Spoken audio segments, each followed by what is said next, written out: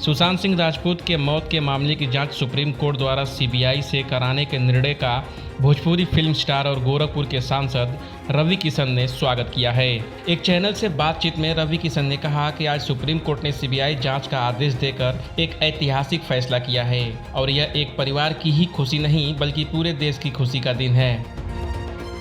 इसके साथ ही रवि किशन ने नेपोटिज्म को लेकर एक बड़ा खुलासा किया। उन्होंने कहा कि नेपोटिज्म के कारण ही उन्हें अपना शुक्ला सरनेम हटाना पड़ा था।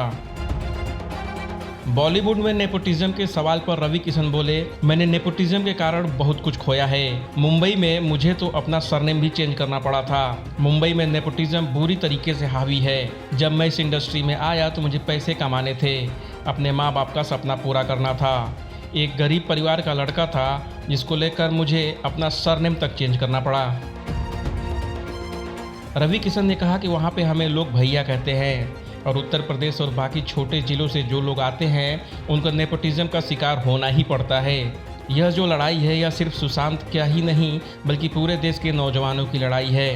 उत्तर प्रदेश और बिहार से या किसी भी राज्य से जब कोई कलाकार मुंबई काम करने के लिए जाए तो उसे भैया न बोला जाए, उसको इग्नोर न किया जाए, गुटबाजी न की जाए। जो कलाकार वहां काम करने के लिए गए हैं उनको लेकर उनका सम्मान किया जाए। नेपोटिज्म के कारण मुझे अपना शुक्ला सरनेम हटाना पड़ा था।